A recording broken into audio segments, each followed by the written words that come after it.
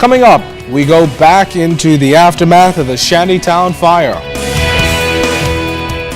Plus, workers at one institution tonight fear a new banking practice. And a verdict expected soon in a high-profile murder trial. The National Report starts now. Now in HD.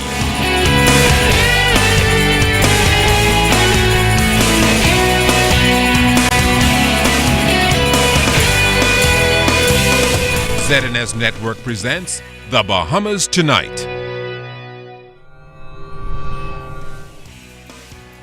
This segment of the news is brought to you by BTC, powered by Line.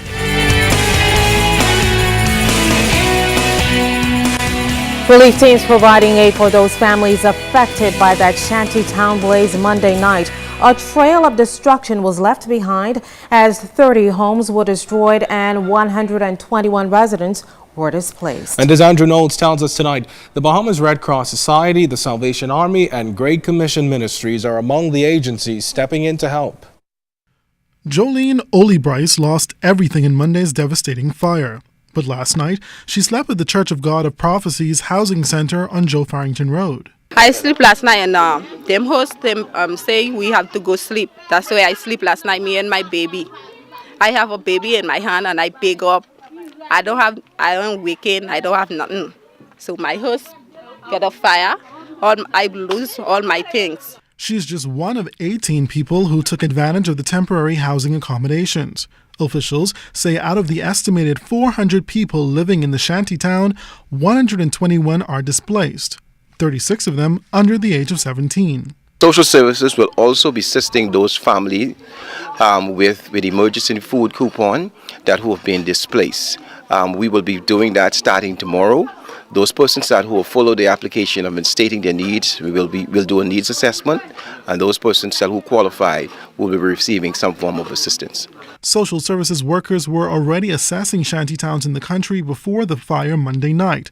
Social Services Minister Melanie Griffin says it's all in an effort to assist those residents who may be displaced once the 30-day period is up.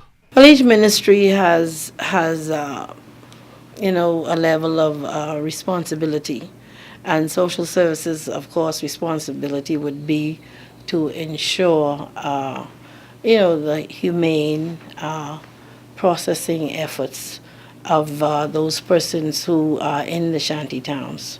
Now in this area behind me, there are about 30 to 40 homes, and as you can see, they're all totally destroyed. Over here to my right, some structures still stand, although they were gutted by the fire. And in the wake of this tragedy, Haitian pastor in St. Louis is making a passionate plea to other Haitian pastors to help their countrymen. Bahamian community did the best he can to help. How about you all, some lazy pastor? I want you to come out, say, Pastor Sunday say, lazy pastor, come out with now, since you send the bus, come pick up people, go to your church, but I want you to do something. Bring rice, bring nice clothes. I don't want you to bring dirty clothes, bring nice clothes, and then bring good food for the people. Now, as for the future of this particular piece of property, Butler says the multi-ministerial task force will meet on the 30th of this month to determine what's expected of the individuals that reside in this community. Andrew Knowles, ZNS Network News. Now, while many believe only Haitian nationals live in these shanty towns, officials found otherwise. In fact, reports indicate that a number of Bahamians also reside in those villages.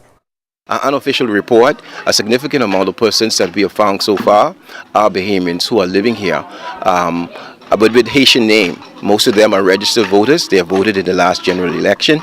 Another thing I would say that I find that a number of the females are not working.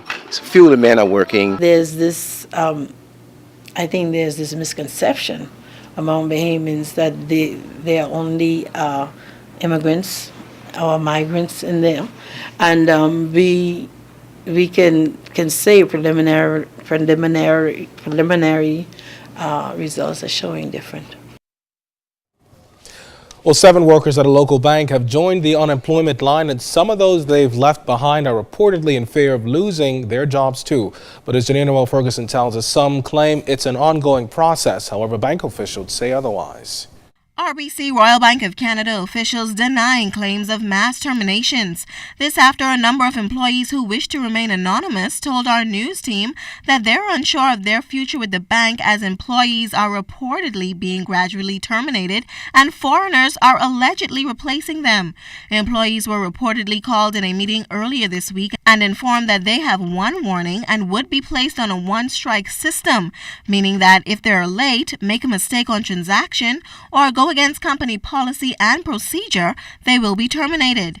In a statement from RBC, it was confirmed that as a result of technological advances to enhance operational efficiency and cost management, RBC has made changes to its information technology structure in the Bahamas, Caribbean, and in its global operations. In the Bahamas, certain processes and positions are no longer required, impacting 7 team members in the Information Technology Department. As per normal procedure, the statement said that persons will either be able to apply for other positions with the bank if they have the requisite skills to fulfill any open and available positions. Otherwise, the statement says they will receive separation packages. Janae Noel Ferguson, ZNS Network News. Well, the defense is hoping to sway the jury in the retrial of 3 men accused of killing a police officer. Corporal Jimmy Ambrose was gunned down near Club Rock 14 years ago. Stephen Dye Stubbs, Clint Evans, and Andrew Davis are accused of the crime. Today, the defense presented its closing arguments. Muriel Ducille, Ian Cargill, and Ramona Farquharson Seymour are representing the accused. Director of Public Prosecutions Vinette Graham-Allen and Attorney Ambrose Armbruster appear for the Crown. Justice Roy Jones is presiding. Now, after calling 21 witnesses, the prosecution closed its case in the Kofi Goodman murder trial. Goodman is accused of killing 11-year-old Marco Archer in 2011.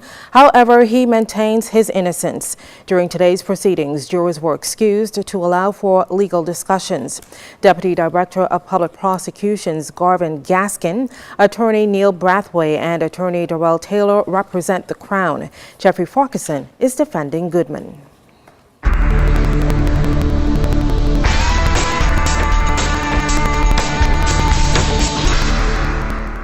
In our first look at weather, we are tracking Tropical Storm Dorian just to the west of the Cape Verde Islands, and we'll tell you more about that later in the newscast. But outside of our studios, we have partly cloudy skies, temperature 84 degrees, relative humidity 75%. Your winds out of the south-southeast at 4 knots. Barometric pressure 1,018.0 millibars, that's 30.06 inches, and it is steady. But stay tuned, temperatures around the Falkland Islands, travel and boating forecast is still to come. And still to come, straw vendors are honored. And in sports, police try to steal a game. Coming up, see if they're able to pull off the heist. You're watching The Bahamas Tonight.